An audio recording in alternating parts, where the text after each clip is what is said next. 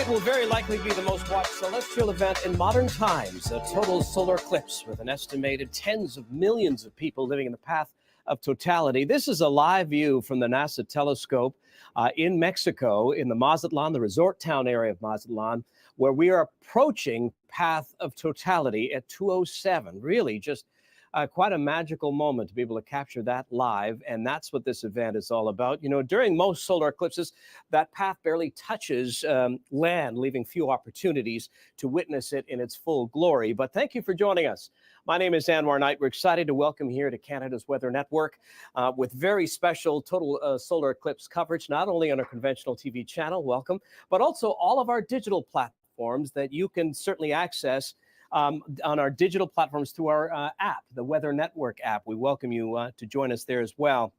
Now, we have an incredible team of correspondents and cameras live at various locations across the country, strategically placed so we can capture this, and we'll get to them in a moment. But first, I want to head over to our forecast center. Kevin McKay is joining us because so much has changed in the last 24 hours, Kevin, especially in the mostly populated areas. Talk us through some of that cloud that has spilled in across southern Ontario. Yeah, at least what has changed has mostly changed for the better. This is a look at the front that's been moving through the GTA. We were getting breaks through the GTA over the last couple of hours, and we're getting complete sunshine moving into the west end. It's going to be very tight for Hamilton and Niagara. And in Quebec, we're getting a little bit of thin clouds starting to move in, but that I don't think is going to make it to southern Quebec in time. Ottawa, you'll have to deal with that. In Atlantic Canada, this has been the best bet for the last, let's say, week, and things are shaping up quite well. No signs of any shoreline fog even along the Gulf. So this is looking great. Well, thank you very much for that. And we just have a few seconds, Kevin. Clouds don't necessarily mean a bad show as we continue to look at this live shot. No, actually, it can be better for your eyes if you don't have the glasses. The upper clouds, much like a sunset, you can get some better colors at the horizon because it's not everywhere is not going to be in darkness. So it can actually give some really cool features. And we'll continue to tell that story right here on Canada's Weather Network. Thank you so much, Kevin. We'll be checking in back with you very shortly. We're going to check in with our field team. So much to come right here with special live coverage of the total solar eclipse on Canada's Weather Network. Eclipse Day, and our field teams are positioned across the country all along the path of totality, hoping for the best view of this once-in-a-lifetime event. Where are we going, Mark? We're going to Saint-Jean-sur-Richelieu, which looks like a nice balance between getting out a cloud and having good Celsius. The anticipation is building here in Niagara Falls, Ontario. Are the clouds going to cooperate? It's going to be a game time decision with over 1 million people ready to view the eclipse today. We'll all be at the Miramichi Airport for the solar eclipse party. Up to 6,000 people. Be sure to stay tuned. It's a big party. Our forecasting team is monitoring the cloud cover across the path of totality for those eagerly watching the skies. Get the latest eclipse details as we stream live here at the Weather Network and on theweathernetwork.com.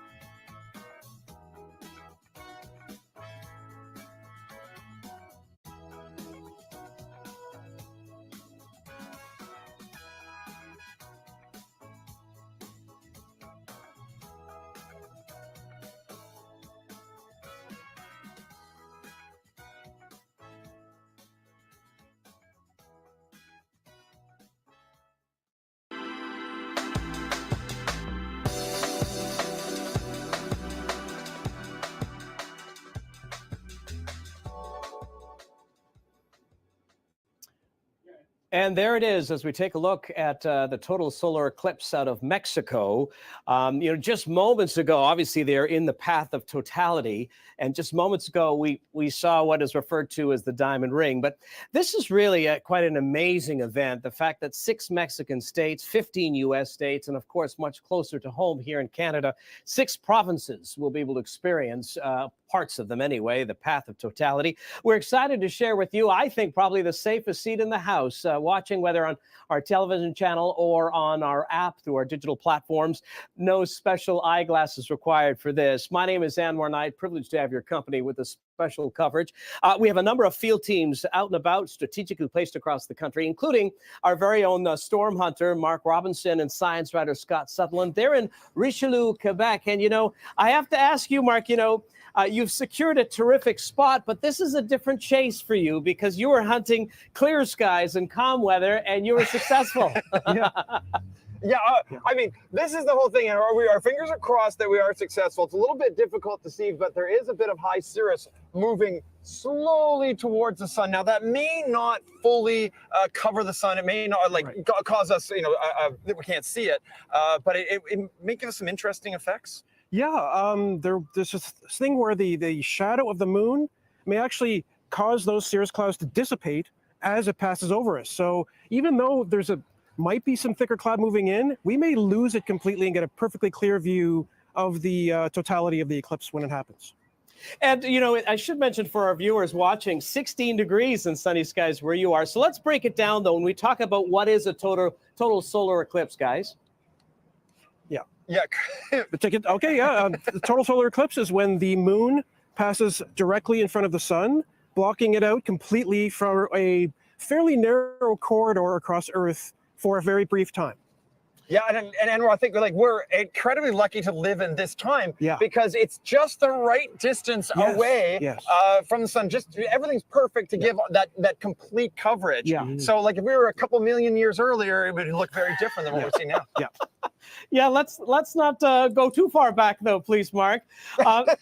Very quickly, let me ask you, when we talk about the path of totality, it's quite a wide stretch here. It's almost 200 kilometers wide, and then it stretches thousands of kilometers across, correct?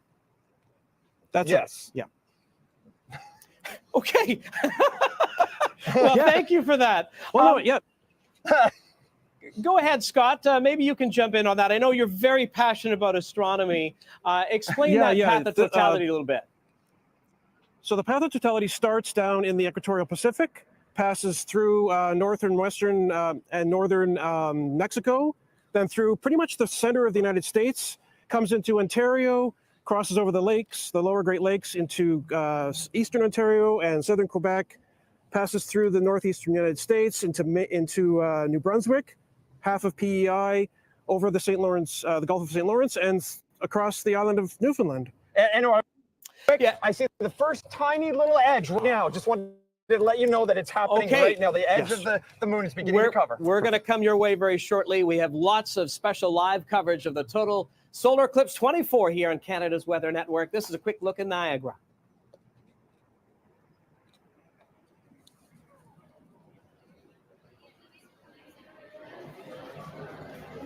Sorry about that. No, That's my bad. That's okay.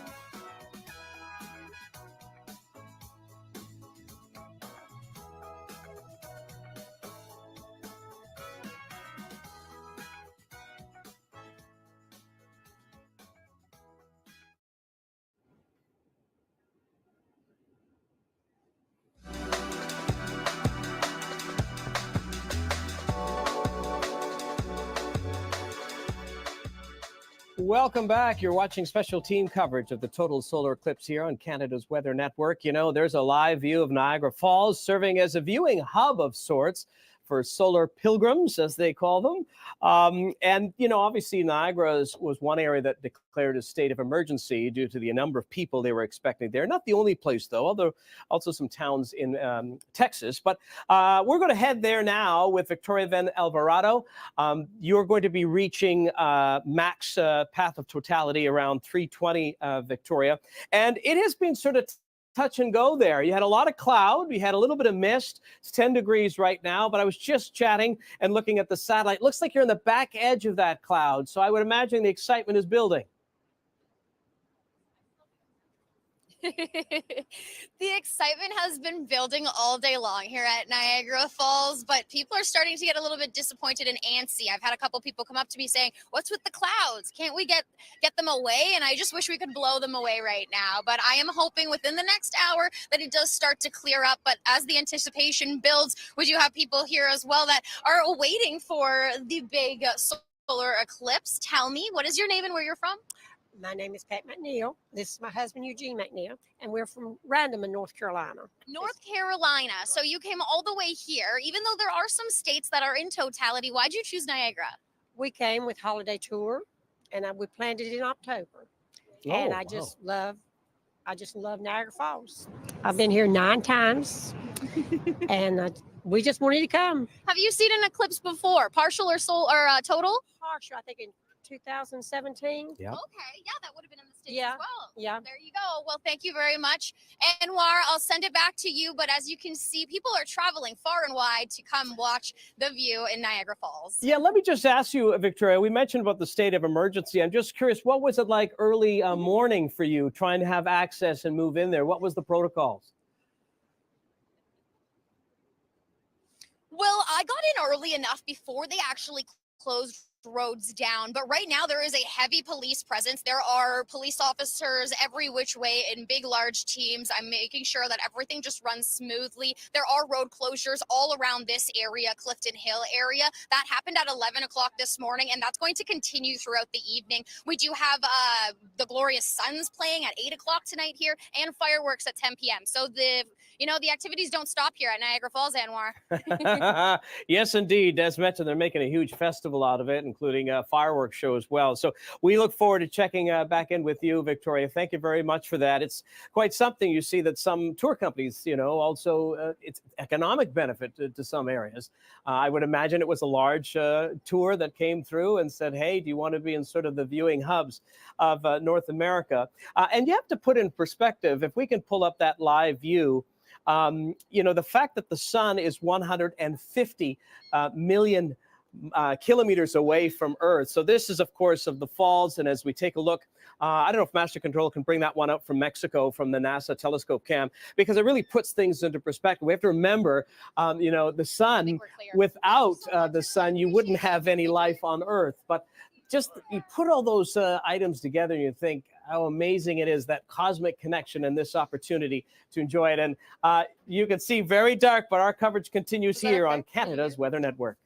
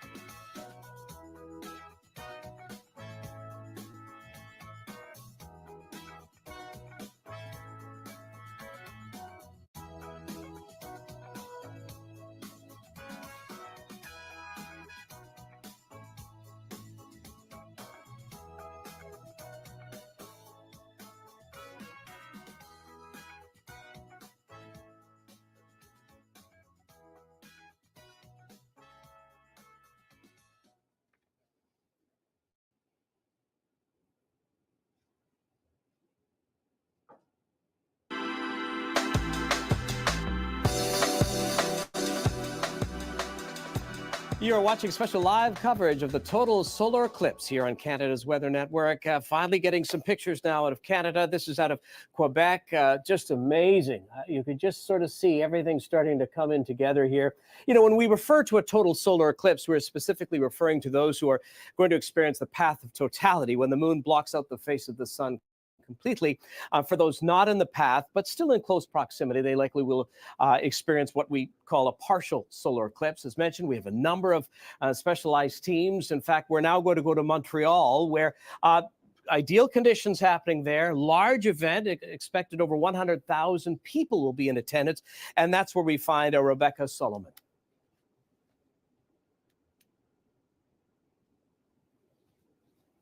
At Parc Jean Drapeau in Montreal to witness the event of this century, the total solar eclipse. And already I can tell you that there's about 200 people here that are waiting for the gates to open. But the organizers are anticipating 150,000 people on site to witness this event. And it's going to be a high of 15 degrees today. So what a way to launch spring. It's very comfortable weather. People are very cheerful here. And it's going to be my first eclipse. I can't wait to see what the sky has to offer. I can't wait to see planets and maybe, feel the temperature drop. I'm getting chills just to talk about it. And so we're going to wait for the moment of totality here in Montreal. It's at 3:26 p.m. and 50 seconds exactly. And it's going to last for about a minute and a half. And you're going to need to have some solar eclipse glasses, of course, before and after that moment of totality. But during the totality, you want to take your glasses off to enjoy the show. And I can't wait to do that and see with my own eyes what the sky would look like. It's going to be a day to remember for everybody. I'm sure of it. Again, those are live pictures out of Quebec. Amazing stuff here as the countdown is on. In Montreal, 3:26 is when it'll begin. Max path of totality be 3:27. So all eyes on the skies. Certainly some sunshine in around the Quebec area where our other teams are in Montreal, Mark and Scott. But let's bring in Kevin McKay now from our forecast center. And let's talk a little bit. We've seen some of the images, Kevin. This all began in the Pacific, and you have some graphics that we can use to tell the story as well. Yeah, it's now moved overland. It's just crossing the border from Mexico into Texas. This is our satellite image. Those clouds starting to disappear because there's just not a lot of light. That little circle, that light circle, that is the totality that they are just crossing the Rio Grande. This is moving at 2,400 kilometers per hour. So if you think, oh, it's only in Texas now, we have plenty of time. Well, no, it's going to be here before you know it. Here's just a quick look at some of the highlighted areas. The total, the max, Hamilton, first in line, 3:19. So we have about, 45 minutes before we really start to see some incredible pictures. Places in Texas already seeing their glasses on in Dallas. So this is really getting into some of the biggest populations right now. Here's a look at Dallas, getting dark, and it's all going to get even more impressive as we go. Certainly one for the books, Kevin, without question. Our special coverage continues here on Canada's Weather Network. We're going to take a short break. For those watching on TV, we'll have special feeds on our digital platforms that you can access on the Weather Network app. More minutes. Stay with us.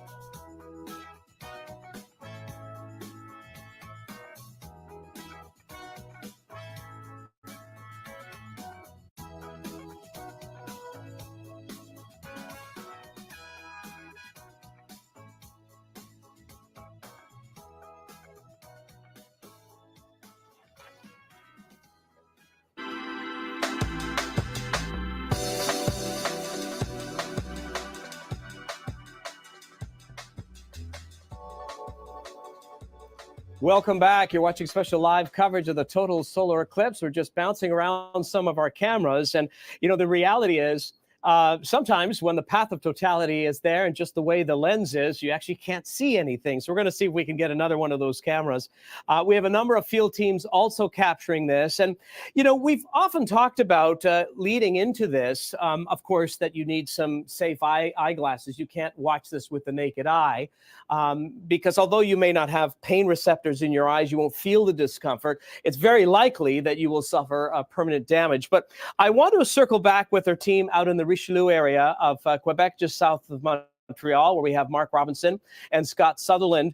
And I know in addition to you guys having your glasses, you also have gear. And I'm just curious, maybe Mark, we'll start with you. What type of gear is required when you're trying to capture this?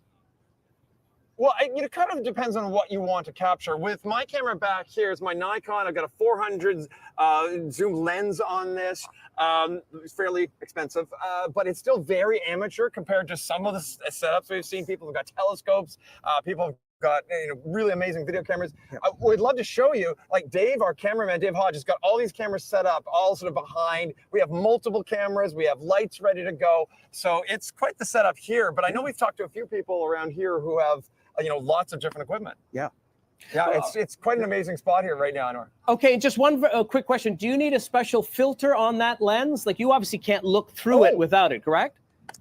Yes. Yeah, absolutely. I forgot that. So the same sort of lenses that we use for these, and I literally cannot see you right now, but I can see the sun.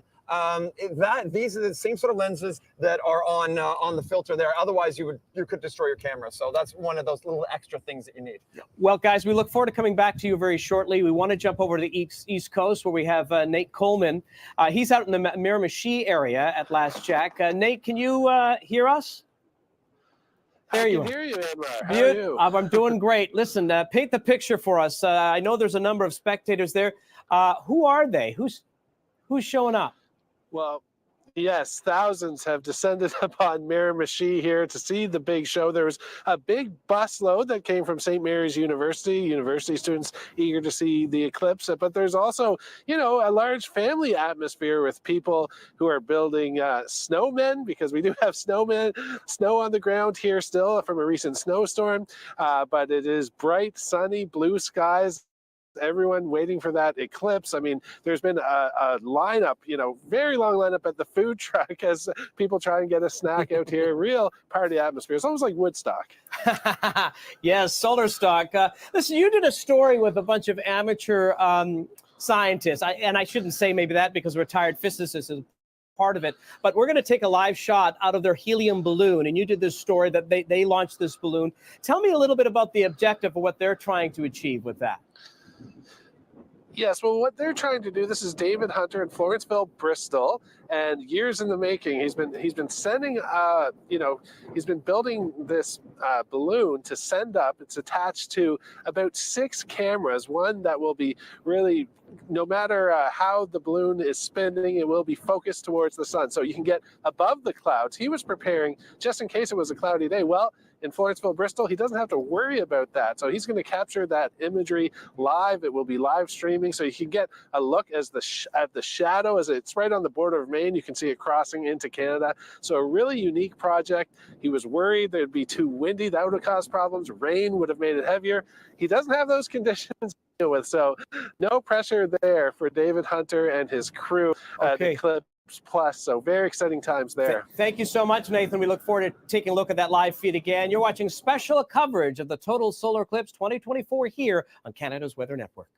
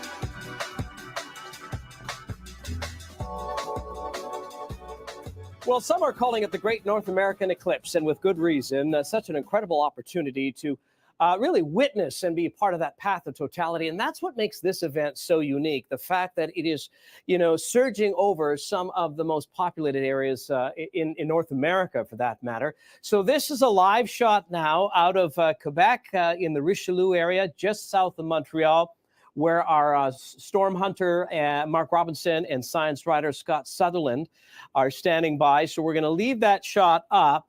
But I wanted to ask you, Scott, you have been so passionate, although you're a trained meteorologist as well. Astronomy has been your passion and well established. Some astronomers describe the path of totality as an awe-inspiring, transformative experience. And I'm wondering, would that sum it up for you when you're witnessing something like this?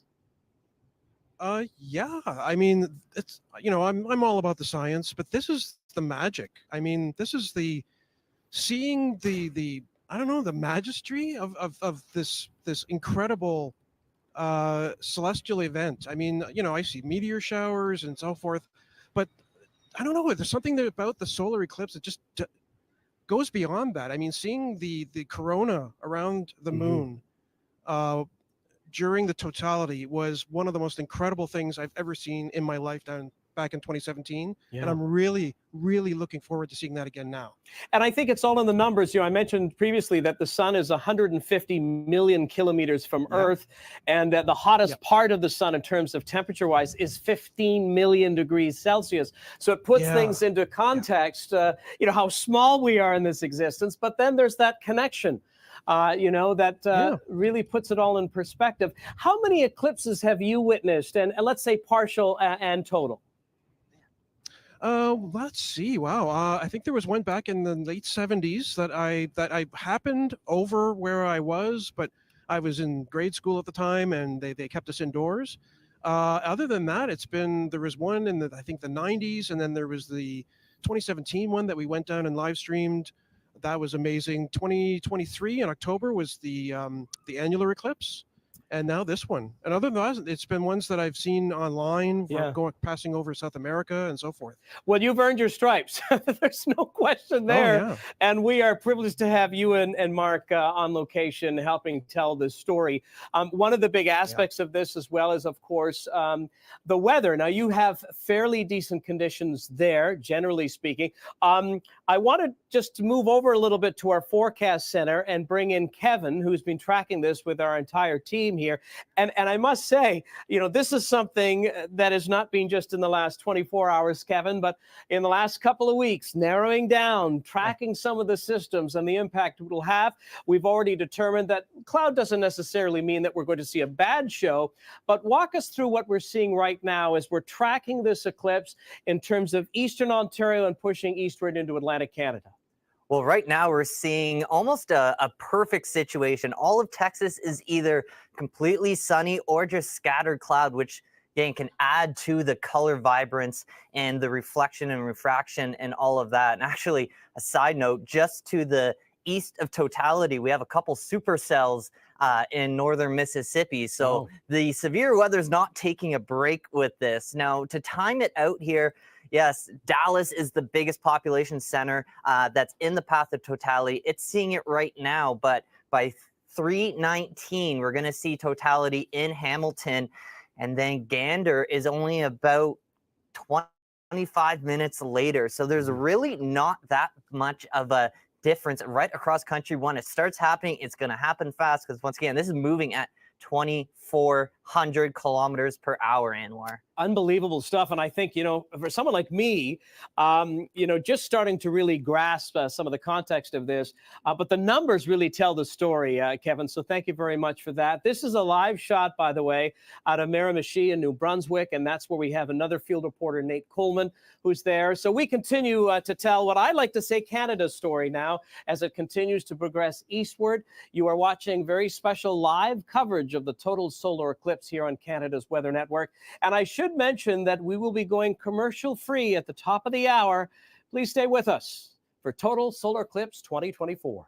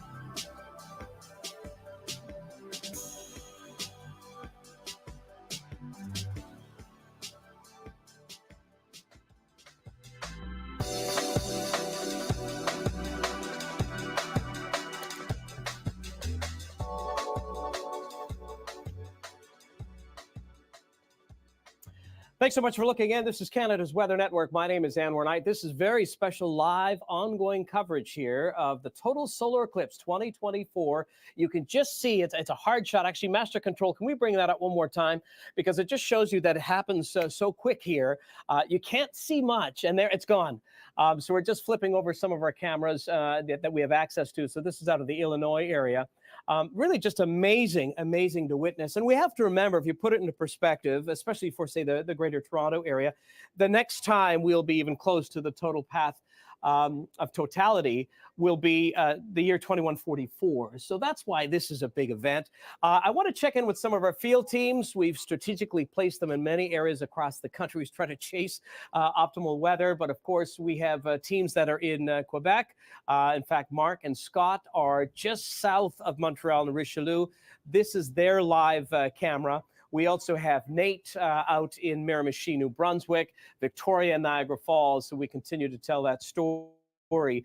And this is what it's all about. And by the way, we're going to try to answer some of your questions. If you're joining us live on our digital platforms, easy to access it on our app, the Weather Network. And if you want to type in a question, we'll get it put into the Master Control here. We'll try to answer them with, our teams that we have to provide in-depth analysis. So I want to bring up Mark and Scott. So our resident storm hunter, Mark Robinson, and science writer, Scott Sutherland. We're going to keep that shot up in Richelieu. So this is where they are right now. And talk me through in terms of the crowds, when you first got there, and I know it was a scramble because you were going to go somewhere else, and then you're like, no, this is great. And I know that you were going to drive another 40 minutes and said, no, there's too many trees. So tell me a little bit about how many people are where you are. Has the word got out in terms of a great spot to view? Yeah, definitely. It's a nice little park area. I'm going to describe it to you because we don't want to take the shot off of the about 50% coverage we're seeing right now on the sun itself. But it's a nice little park, a little bit of grass, but 100 people, pets, there's a hammock there, lots and lots of people showing up, and a lot of people are still showing up now just to watch this. It's a really good spot to see the eclipse from. Everybody's been great. We've been chatting with a whole bunch of people. People have come from Ontario, from all over Quebec down here to see this. The big question was that cloud cover. Yeah. We do have a little bit of cloud cover here, but it is looking pretty good. It's just an amazing thing to see. Mark and Scott, can I ask you, where you are right now, as we're watching this unfold here, have you noticed, can you feel a temperature difference at this point, or it'll still take a little bit of time?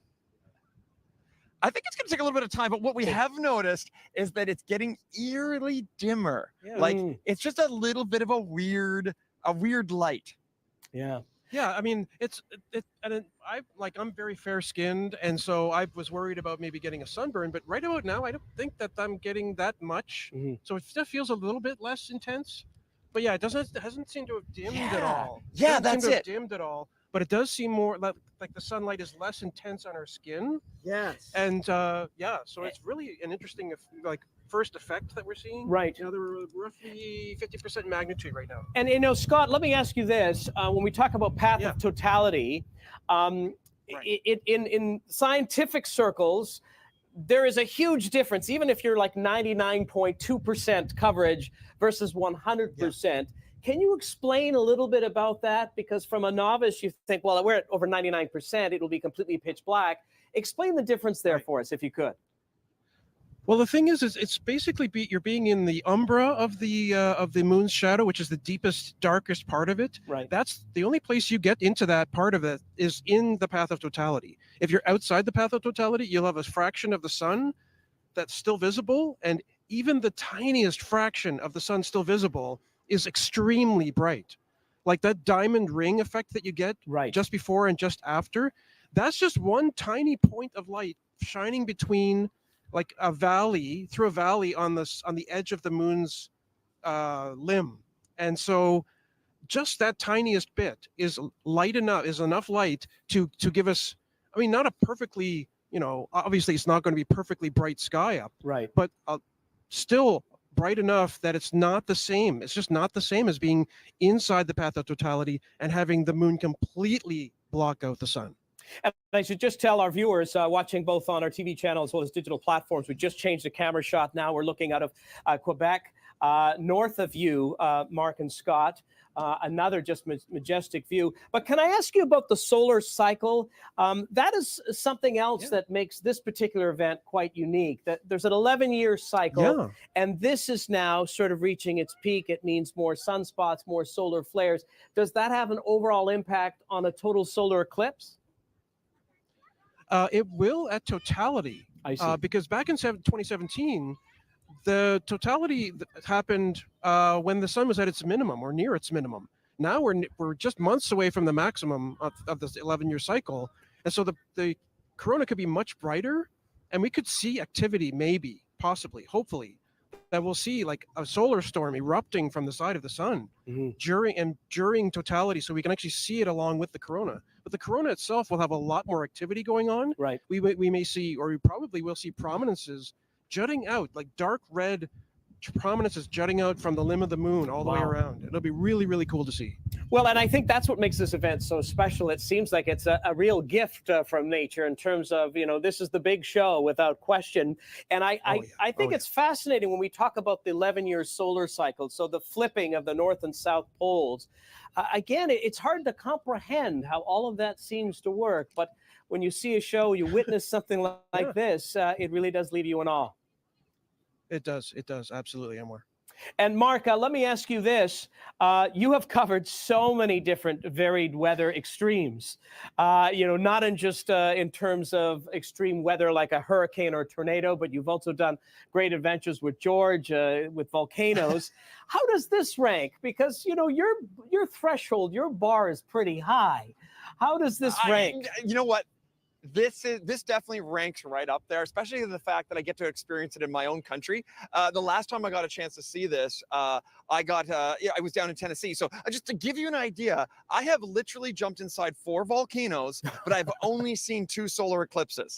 So that gives you an idea how rare this actually is and how sort of amazing it is. So it's really I'm getting very excited because I'm looking at my camera right now and I can see like we're getting towards that crest and we're getting towards totality. And having seen totality once, it was mind-blowing. I can't wait to see it again. Well, we appreciate your insight, gentlemen. We'll be joining you again. That's our storm hunter, Mark Robinson, and science writer Scott Sutherland. They're in Richelieu, just south of Montreal. I want to go back to the Forecast Center with Kevin McKay. Of course, we've been tracking the weather. And let's talk a little bit, as we continue to progress eastward. Is it still going to be as good as expected, or things are changing, Kevin? I think it's getting better than expected for many areas. For instance, this is already a look outside of the Hamilton area. You can still see some cloud influence there, but it's high enough and thin enough that we're still able to see the sun. Now, here's a satellite view over the last few hours. That cloud is pretty thick and ominous. You can see it really dying out. That doesn't mean the cloud is dissipating. That just means it's getting dark, so dark that the satellite can't really pick up on it. Nonetheless, back towards Hamilton, that cloud is really moving through. So unfortunately, on the east side of Toronto, Cobourg, Belleville, that's where you see the most cloud. But in Quebec, where we have our teams, and Niagara is going to be a very close call over the next few minutes. This is our current status of the totality. Over the past half hour, it's gone from the Mexico-Texas border all the way to southern Illinois. That's already halfway across its trek of the U.S. So it's now closer to Toronto than it is to Mexico. Right. So we're just a matter of minutes before we get some really stunning viewing anywhere from Point Pelee, Long Point, and eventually Niagara. Hopefully we can get some sunshine. Well, hopefully not sunshine, but some clearing for the millions of people in Niagara. Without question. And as you just showed there, that the totality beginning at 3:19. So exciting stuff. We'll be checking in with Victoria shortly. Thank you, Kevin. We'll join back with you from the Forecast Center in mere moments. A quick shout out, by the way, to all of the teams here, whether it is the meteorologists or field crews or cameras, as well as the master control or editors, producers, team leads. Huge team putting this all together. If you're just joining us, this is special ongoing live coverage of the total solar eclipse here on Canada's Weather Network. We're commercial free this hour on our conventional channel. channel here on TV. And of course, you can watch us on our digital platforms. You can take us with you if you want. But if you're heading out, make sure you have these or don't look up. But I want to head over to the East Coast now, to Miramichi and New Brunswick, where we find Nathan Coleman. So you're at the airport, which in itself is kind of neat. I have to ask you, are planes still taking off and landing at this time? Yes, well, we have moved down to the waterfront now. When we were at the airport, there were planes still landing. There, several jets coming down just for the eclipse, but there was so much cell phone signal, thousands of people, taking pictures. We moved away just so we could be here with you. And now, still an incredible atmosphere down here on the waterfront. I'm looking up, you can see it, we've been talking about this for so long, and it's just so awe-inspiring when you look up and you can see that partial covering now coming up on totality, and the birds have been squawking lately. People, just the biggest smiles on everyone's face out here as the moment has finally arrived. Not a cloud in the sky. We couldn't have asked for a better day out here, Anwar. Well, to be part of history, that's what it comes down to, right, Nate? I think we'll all remember where we were if we decided to experience it without question. Would you say there's more families or more astronomers and photographers where you are? There are more families, a lot of kids around, and just people from all over who have come here, as far away as Australia, that have come here to New Brunswick, which is incredible. And when you think there's stormy weather down in Texas and it's clear here, that rarely happens. It's usually the opposite. So we're really soaking in this sunshine. I cannot wait for that moment of totality. We're in the right place for it. And you do need to make sure you have those glasses on. You put them on just like this before you look up. Then you can look up, wow, there it is, and you look down before you take them off. Without question. Well, I got mine on, although I don't have to worry about it because, as I like to say, this is the safest seat in the house. Thank you very much, Nate. I'm going to ask Master Control if we can pull up that helium balloon cam.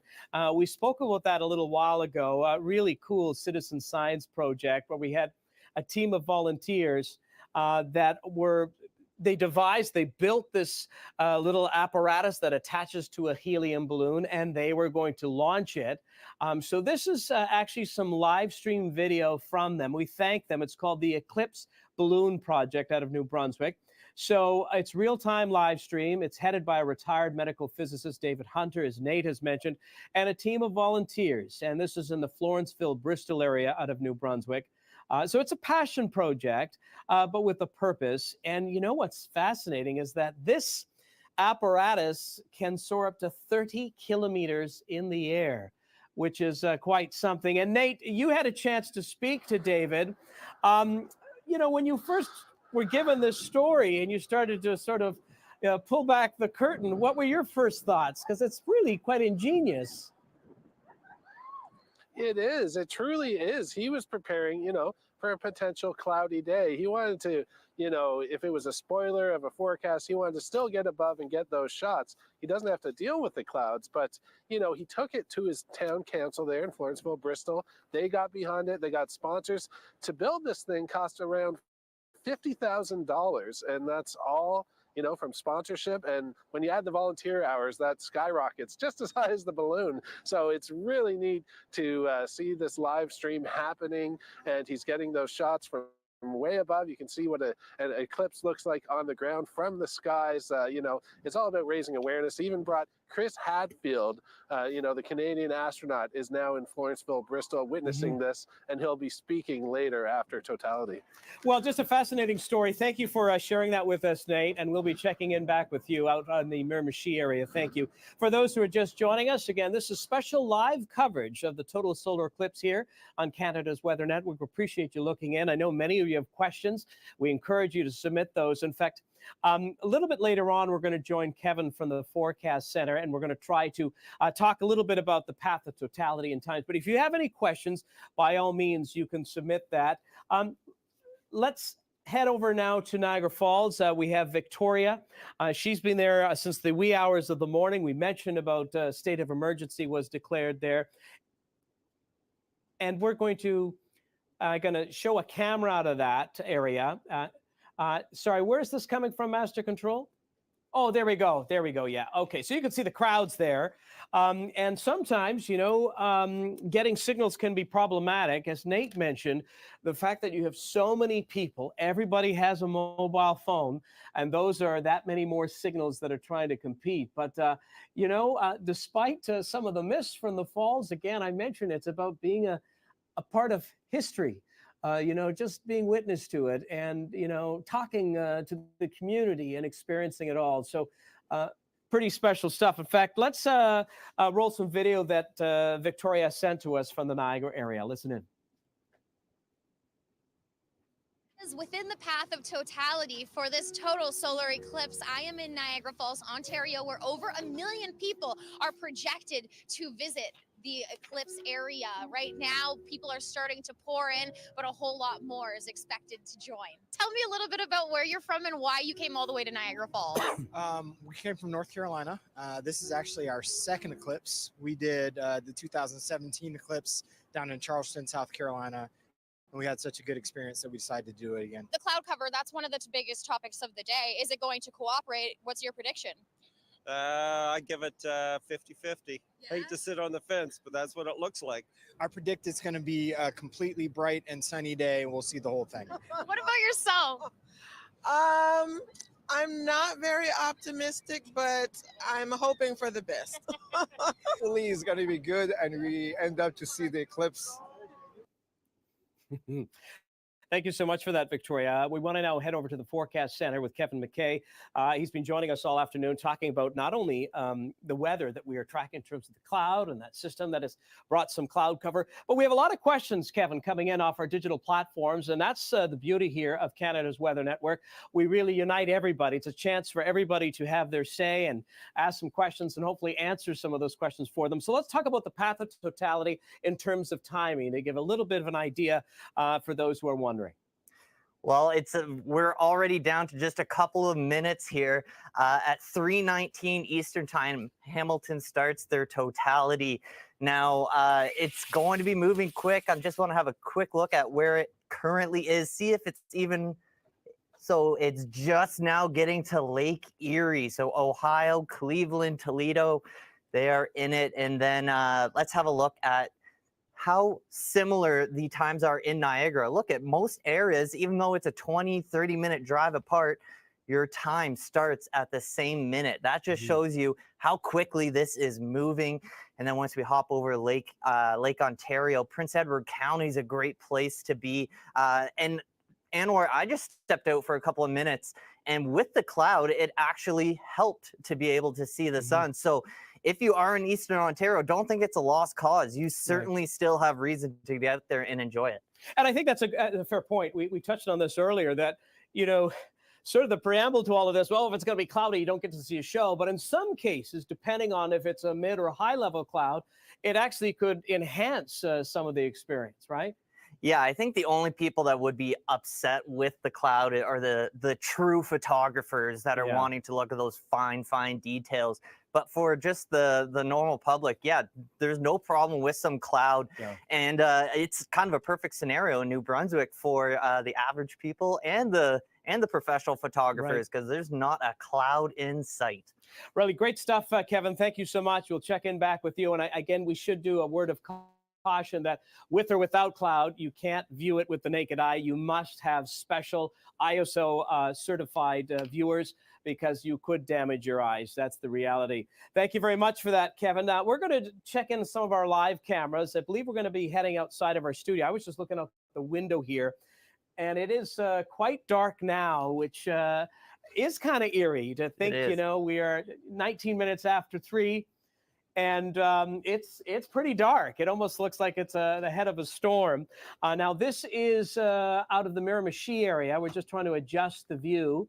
And you can, let's see if we can get that focus going on. And you can imagine everybody's trying to get the best shot we can. Sometimes we lose the feed. But when we talk about the path of totality And that is the sun being replaced by a black disk and surrounded by hazy glowing wisps. That is the sun's corona. So this, you would think this is 6 or 7 o'clock in the evening. It's a live shot just outside of our Weather Network headquarters here in Oakville, Ontario.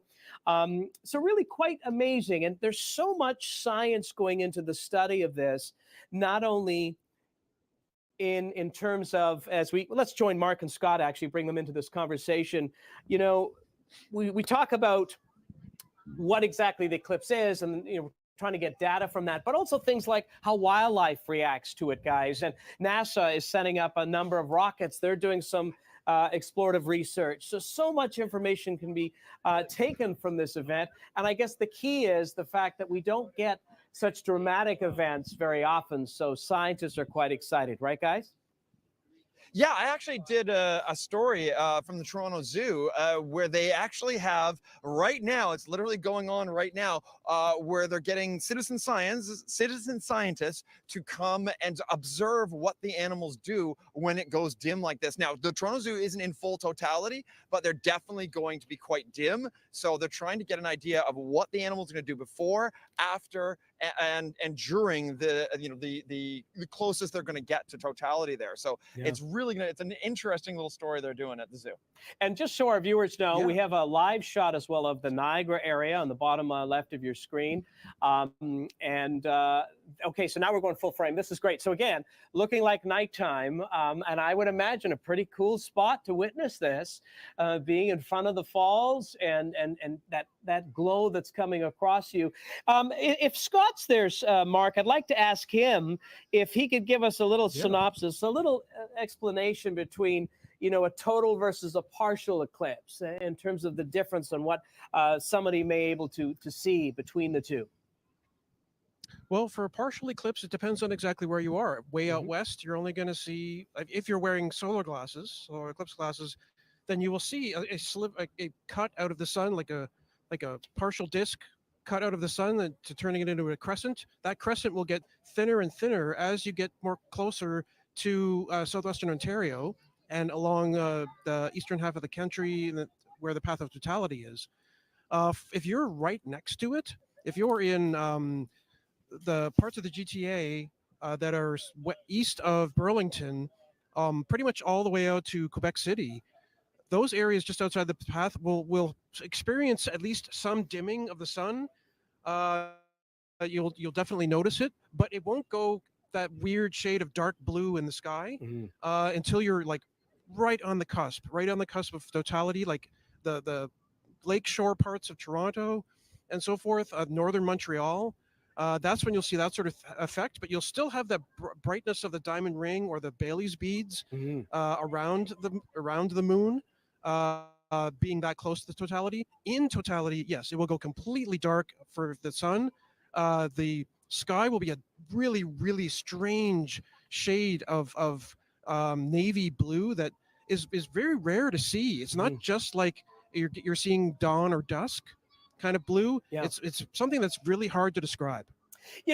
Mark, let me ask you this. The crowds that have gathered, I sometimes wonder when I'm watching this, the video and we see from previous eclipses, is there an eerie silence that occurs, or is everybody? Well, right now everyone's sort of like going, whoa, and I can just watch everyone around me going, whoa.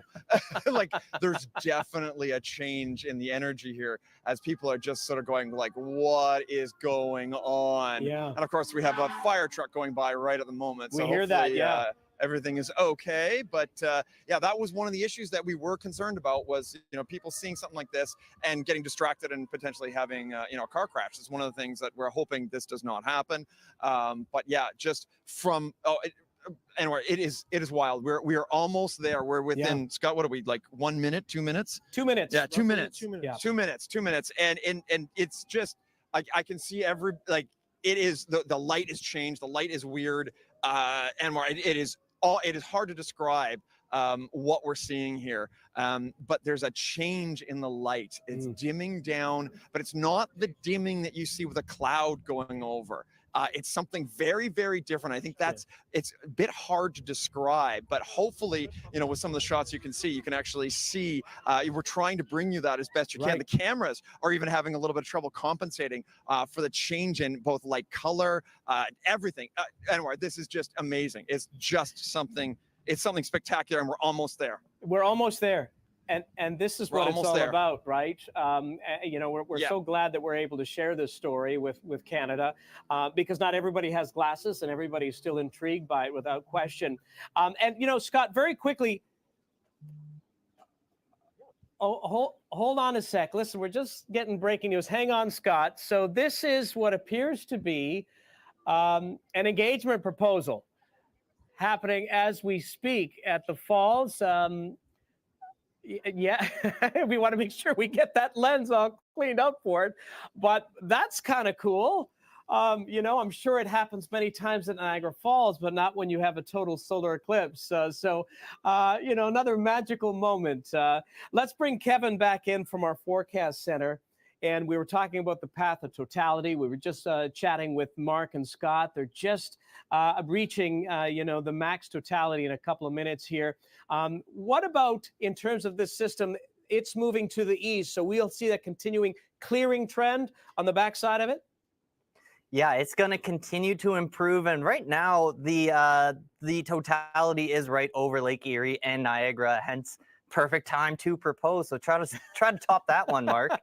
So we're going to see it get across upstate New York and New England pretty quickly, and in the next 7-8 minutes, we're already going to be in totality for along the New Brunswick and Maine border. So the look at the cloud right now, again, the latest scan, you can't really see much. Those satellites are struggling, but Kingston Brockville is probably the leading edge of the cloud. The GTA is on the backside. So we'll hope for the best for Quebec and New Brunswick. Thank you so much, Kevin. Appreciate that. We're going to go back to Richelieu, just south of Montreal. Mark and Scott are there live, and they have their special equipped video camera locked on now as you reach the path of totality. And just, sitting here, guys, you are in awe. It is just an amazing sight. Talk me through this. It is hard to just talk you through it is like something unbelievable. It's just absolutely incredible to see this. It's like a portal in the sky above us. There's just no other way to describe this. You can see everything, it's almost hard to sort of try and bring this to you. It's just so incredible. Sure. The sun is now just a ring around the moon.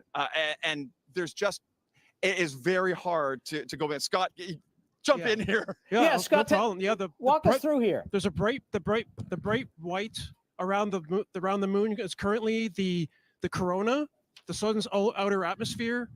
You can see there's a bright red spot just to the bottom part of the view. That is a prominence. That is a stream of solar matter extending away from the sun, and it looks like a bright red point. I can actually see it with the naked eye right now. Up farther up, you can see Jupiter is there for anybody actually watching from the path of totality. Venus is also visible.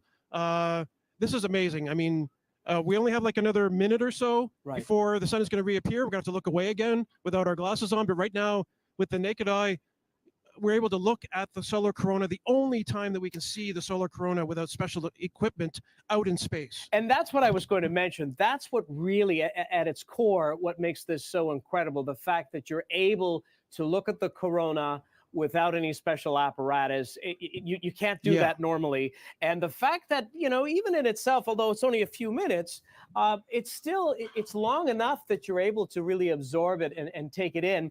And, of course, we want to make sure you're doing this safely. So when would be the cue that you have to start putting on the glasses? What are you specifically looking for, Scott? Well, right now, it comes down to the timing. It's hard to tell just looking. I see. But we're at 3:29 now, and we're starting to get, one side is starting to get a little bit brighter. We're going to probably get the diamond ring effect coming up here. Yeah, I can just see it starting to happen, so I'm looking away now. So this is the diamond ring happening, Scott? This is the diamond ring? Yep, there it is. There it is. There's the diamond ring. Wow. Yep. Oh, wow, that is bright. And it's the other side, that side of the sun as well, that side of the sky that has gotten brighter, whereas the other side is still a little bit dark. Yeah. Oh, that was incredible. So that was amazing. When we refer to the diamond wow. ring, this is the beams of sunlight that are about to become obscured, and you get that illuminated halo, and then it's like a diamond sitting at the last patch of that light, correct? That's right. But in this case, we're getting it at the beginning, or at the end of totality. We're getting that first point appearing on the edge of the moon, and it creates again that bright diamond ring effect. And then we'll see if you're zoomed in with a solar filter, you'll see the Bailey's beads start to appear again, and then we'll be back into the partial eclipse. Yeah. Well, I think it's incredible, guys. Absolutely incredible. And I should tell you, I mentioned we were very dark outside in our studio. I'm just looking out the window now, and already quite significantly brighter at this time. I would imagine, tell me about what's going on in terms of the crowd reaction now, because you've just witnessed the path of totality. Is there a round of applause? Hushed silence. Hushed silence. Yeah, there was a huge round of applause, Anwar. Everyone started like cheering, and then everybody went silent as they were just watching this thing. Just absorbing what you're seeing. It was something else. People were, I think, just stunned at what they were seeing. Yeah. And in terms of, Scott, for other eclipses going into the future, the next time that major cities like Toronto, the Greater Toronto area, will be in the path of totality will be 2144. But there are October other eclipses. 26th, 2144. There are there's a few others, but not in North America, right? We have to wait a few years, but we wouldn't be able to see it. Yeah, there's a few. There's the next one, I believe, goes over Greenland, and maybe it reaches Spain, I think, over the Atlantic Ocean as well. But yeah, we have to wait till 2044 before the next eclipse over Canada, which will be over western parts of Canada and northern parts of Canada.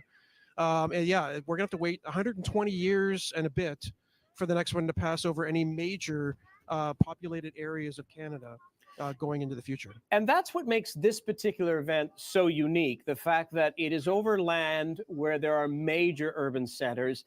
If you look at the US alone, half of the population lives about 400 kilometers from around the path of totality. And then, of course, it stretches through into 6 provinces here into Canada. So it really is something for the books, whether you're into astronomy or not. But I just think it puts things into context, that without the sun, there would be no life on the planet, and how everything aligns and provides this spectacular show for everybody to see if they desire. Hold on. And kind of missed what she said. Scott, are you still there?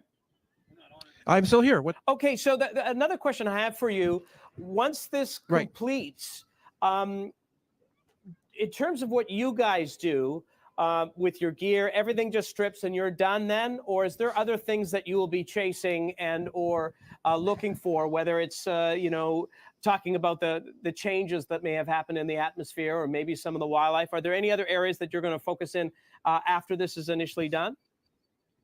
Well, going forward and over the days to come, I want to find out, like, how did the clouds respond to the moon's shadow passing over? Did it destroy all the cirrus cloud that was in its way? I'd love to see the pictures of that, the video, seeing satellite images. Also, I want to really get a good idea of what was going on in the corona. I'm going to try to talk to a space weather scientist at Natural Resources Canada to see what we saw. Was there anything unique that we saw in there? How did that reflect what the sun's solar cycle is out, since we're near the peak? And yeah, I want to find out more about that. And we'll take a look also to see what those areas, those populated areas north and south of the path of totality saw with regards to Bailey's beads and the diamond ring. Right. Well, of course, we look forward to you filing those stories here at the Weather Network for our viewers and readers. Thank you so much, gentlemen. We appreciate your time. We'll be joining with you in a moment. In case you're just joining us. We are live. This is special live ongoing coverage of the total solar eclipse here on Canada's Weather Network, not only on our TV station, our channel, but of course on our digital platforms. We welcome all of you. You can access it if you want to take us with you on the Weather Network app. And we look forward to not only having your company, but also answering some of your questions. I want to head out east, though, into Miramichi, New Brunswick. We'll get another live perspective. Now, there's the diamond ring we were talking about. It doesn't get more classic than that. And just like that, it's gone. You can hear the crowd. You can hear the crowd. Nathan Coleman is joining us live. Talk me through this. We're hearing everybody screaming. What's it like, Nate? This is unreal. It just became night. I mean, everyone is just, in shock here, just looking around. We all knew it was happening, but that just happened so quick. A few seconds later, now it's dark. It's nighttime here, it feels like. And, it's just, oh, wow, what a sight. I've never witnessed this myself. And just looking up at it, that is incredible. I mean, what a moment here in Miramichi. How many people would you estimate attended this particular event where you are, Nate? Oh, there are thousands, up to 6,000 up at the Miramichi airport, where it's probably much louder. Like I mentioned, we moved down to the river, and there's hundreds of people here, just in awe right now. This is what a moment. It really is, and I think that's sort of the beauty on sharing this event for those who don't have special glasses or maybe are not able to venture outside for a variety of reasons. It is a moment in history to witness, and there's so many unanswered questions. Some will be answered by scientists and researchers.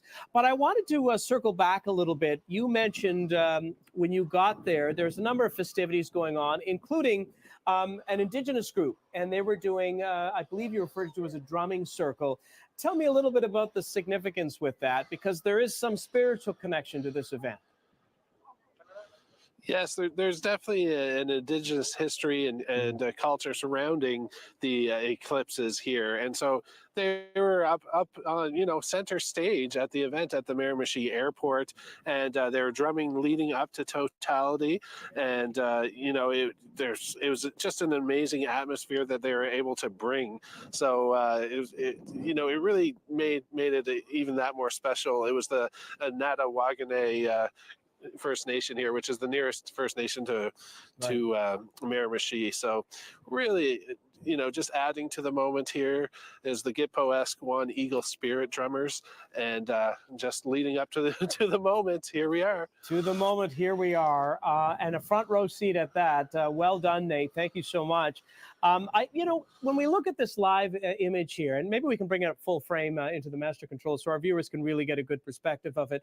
Solar eclipses occur when the sun and the moon and the earth align. So that moon is passing between the earth and the sun, and it's temporarily blocking the sun's light and casting a shadow. Really just unbelievable.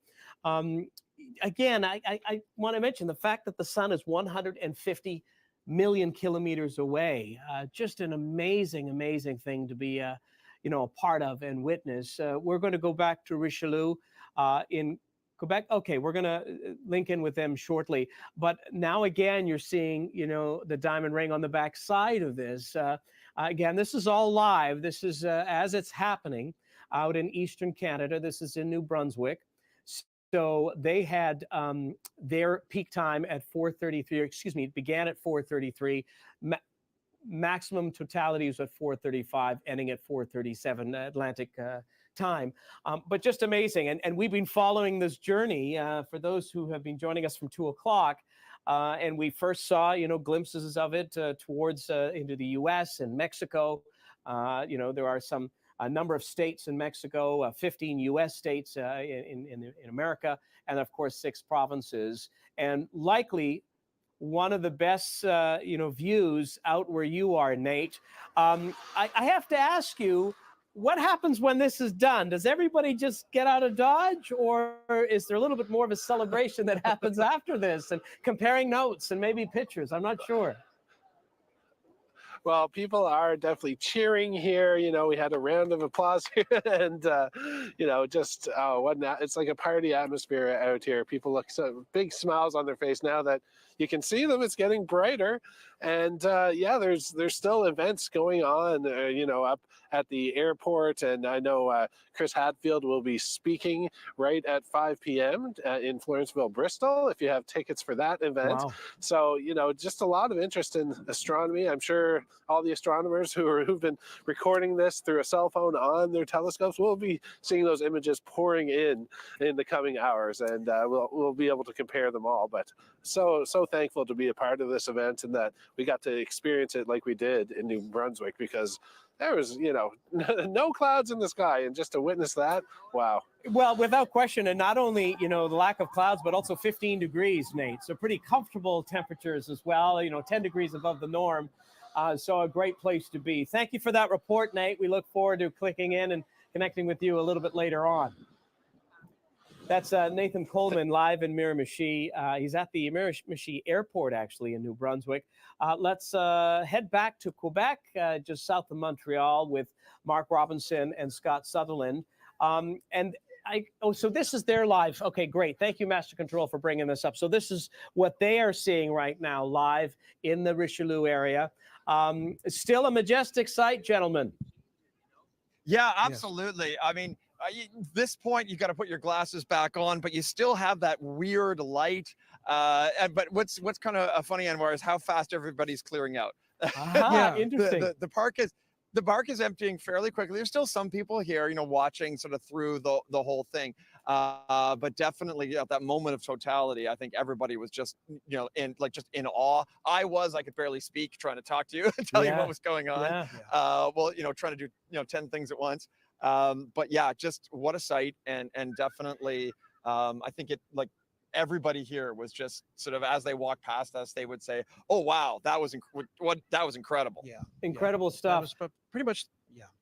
And if I could just ask you, just for our viewers' benefit, I talked about it was a bit of a scramble, trying to assess where is the best spot to locate the teams, and it was ongoing meetings. Tell me a little bit about your adventure in deciding that Richelieu was going to be the best spot. Where were some other considerations, out of curiosity? Well, we originally, we have been looking anywhere from Niagara to Kingston to Brockville to Cornwall, right, and then over here towards Richelieu, and we were looking at even further past here. But we were running into some considerations of, are we going to have cell phone service so we can bring you this live? Are we going to be able to, get this out to you and be able to see it? So that was the whole thing. So we tried to balance everything, and this was our spot. And it worked out great. Yeah. It worked out great, at least what we're viewing, what you're sending us, without question. Just one more quick question in terms of when you got there, did you notice any signs on stores or anything that were going to be closed during the eclipse? I'm just curious, because I noted even on the MTO signs, for those not in the Ontario area, the big highway signs, even on the weekend, they were saying, April 8th eclipse, plan accordingly, whether you're going to be driving or not. Did you get any sense from the community to, the caution that should be advised? All the drive here, we were seeing signs all along the 401, the Trans-Canada, and into this area of Quebec, all saying that exact same thing. April 8th eclipse, plan ahead, arrive early, and so forth. And but here locally, it seemed like everybody is just going about their business as far as the day goes. But a lot of people coming out just at the time for the eclipse to see it, and now they're filtering back out. And very quickly, would you describe this, for what you guys have routinely covered and experienced, truly a once-in-a-lifetime event now that you're on the backside of it? Yeah, definitely. I mean, and to see something like this in my own country, that's quite amazing. Oh yeah, exactly. And it was different. It was different than the 2017 one that we did. Yeah, that's true. Yeah. So very different to look to it. So much brighter corona, more prominences.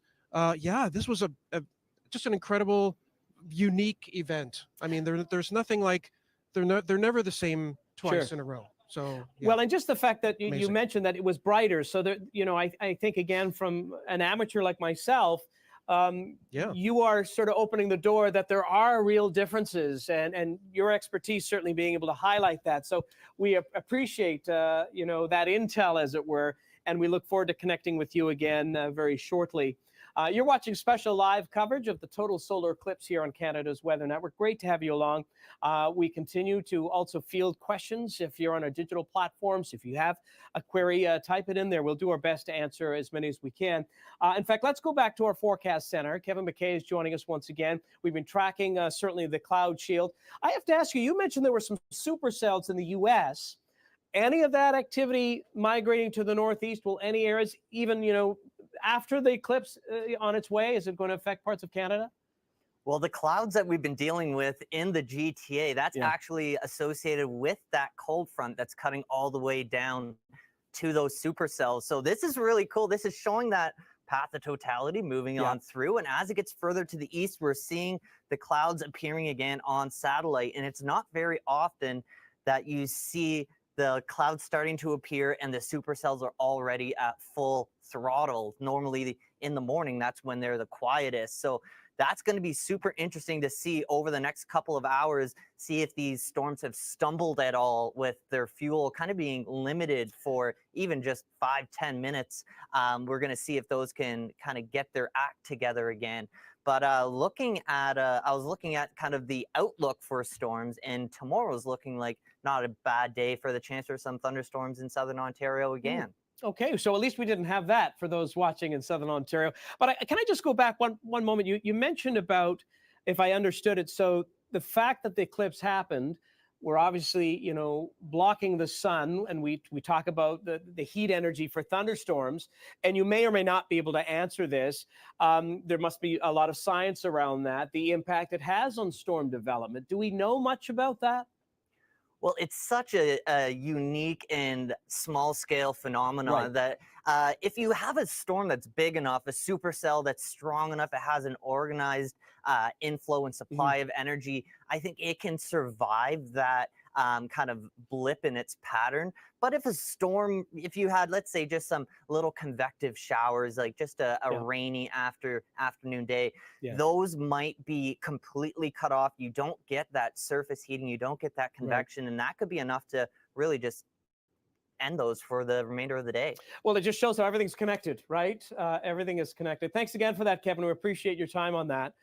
Let's head over down to the East Coast again. We're going to head over to Nate Coleman once again in the Miramichi area of New Brunswick. And this is a live shot, Master Control. I just want to confirm. Okay. So still quite something. Nate, we just want to connect with you. Can you hear me? I can hear you, yes. So we're just looking at your live picture here. Explain what's going on in your neighborhood. And obviously, we don't want to take this camera off from the sky. But in terms of what the crowd, what the people are doing, what are the reactions at this point? Well, people are still lingering around. I mean, we've got the camera still up on the sun here, but, still in a state of shock here about what we just witnessed, because within the course of the past 20 minutes we went from day to night to day, and that's not something you see. You only see that once in a lifetime for most people who don't travel or chase these eclipses. So what an event to experience here in Miramichi, and all the cards lined up, to have these clear skies for it. That made it even extra special. The fact it was so clear, it was almost eerie because the birds really started chirping, and it's just an awe-inspiring moment here. So people are starting to slowly pack up, but I'll definitely be interviewing them coming up.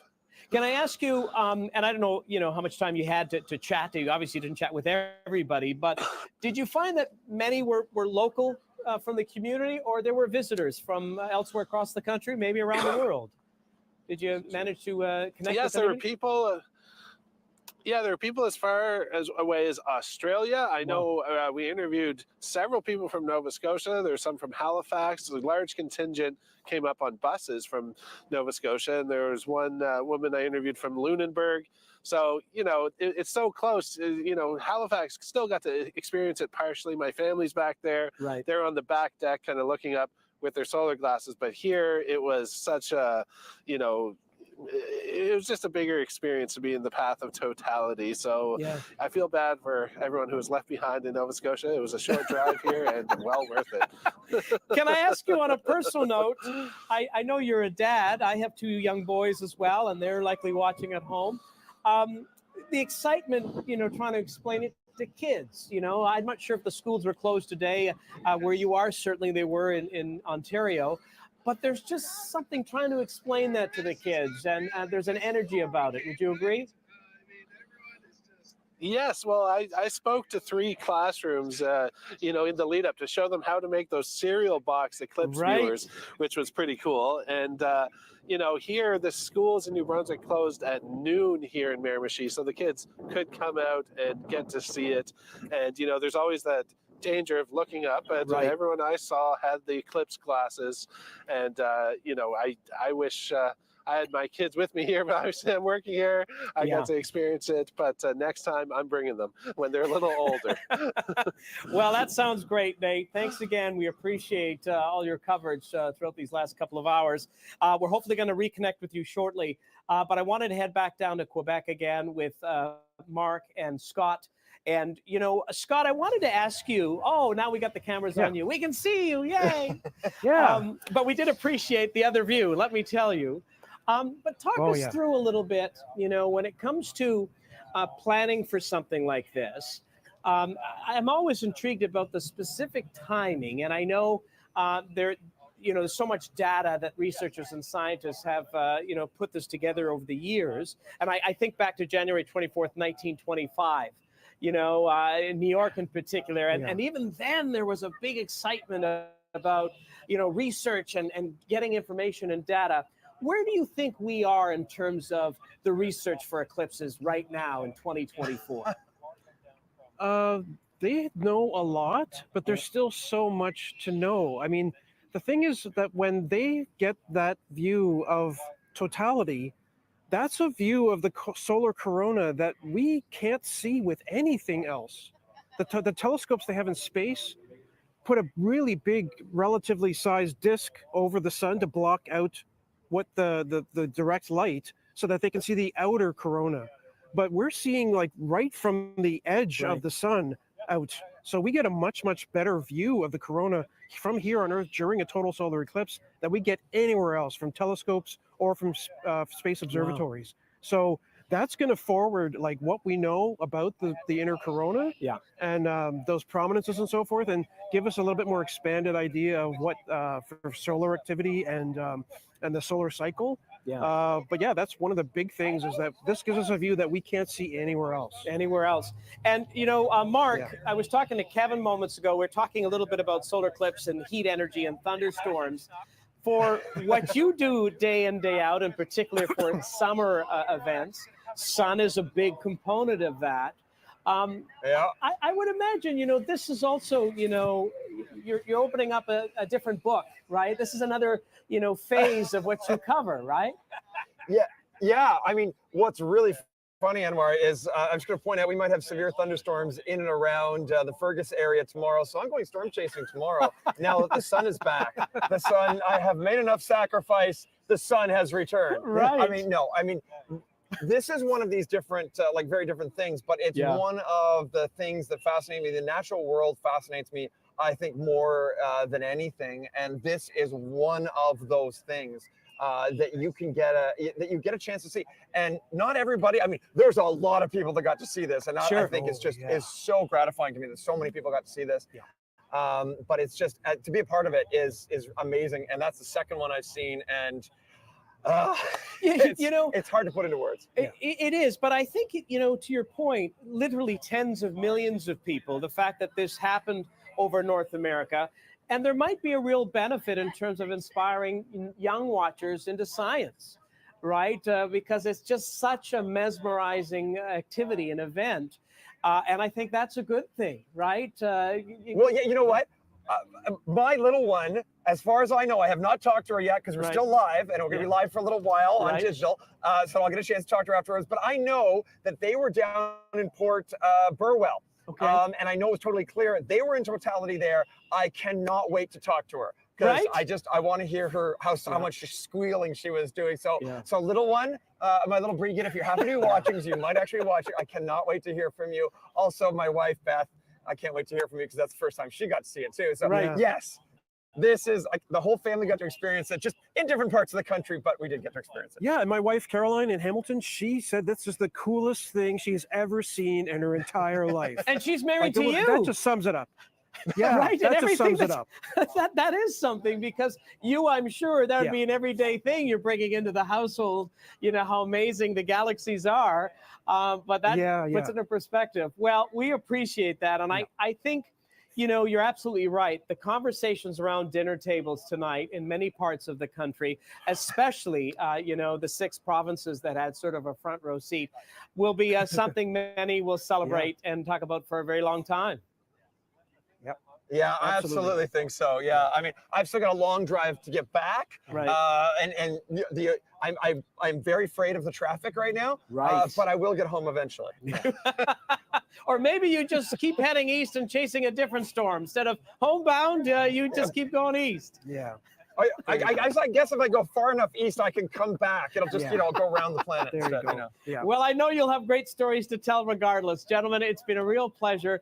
We appreciate your insight and your passion, because I think that's about telling the story. You know, as I alluded to before, you're both meteorologists. Mark, you have focused on storms, and Scott, you know, on astronomy. And I think your insight has been fantastic. And, you know, explaining it in a way that the average person can understand it, because it's quite complex. You know, I've tried to do as much research as I could, but, you know, there's a lot of special terms in there. So it's, you know, being able to explain it and really celebrate the event, that it really was spectacular. And the video on the live feed certainly proved that. Any final words from you guys before you pack things up? I know you're going to be joining us on digital in a little bit, but any final words? I mean, just I'm so glad we were able to bring it to everybody that couldn't be in the path of totality. Yeah. Hopefully, you know, we were able to explain it and show it to you, and show you just one of the more spectacular celestial events that you can see on planet Earth. I can't add to that. That is the perfect way to putting it. Yeah. Once in a lifetime, and we were all there, darn it. Thank you so much, guys. We appreciate it. Let's head over to Nate Coleman one last time in New Brunswick in the Miramichi area. As you know, there are still certainly some festivities going on. Look, daylight has returned, Nate. And it looks like I see some people heading into the cars, and they're waving to us. We'll wave back to them there. But still some people sticking around. Yeah, some people still sticking around, and they've got their lawn chairs, just still soaking this moment in, this truly historic moment, but others taking off. I mean, there's been so much build up to this, and it did not disappoint. I mean, just I'm in awe myself just looking up when you're able to see that corona. I mean, it's like nothing else I've ever seen. I mean, I was in 2017 in Halifax with the glasses on. You see it partially covered, but there's nothing quite like being in this path of totality. And here we are, daylight again. I've got to have sunglasses on. It's so bright. You know, no clouds. Couldn't have asked for better. No way. I find it interesting too as we look at your background there with the snow on the ground. In Ontario, there is no snow left, certainly here.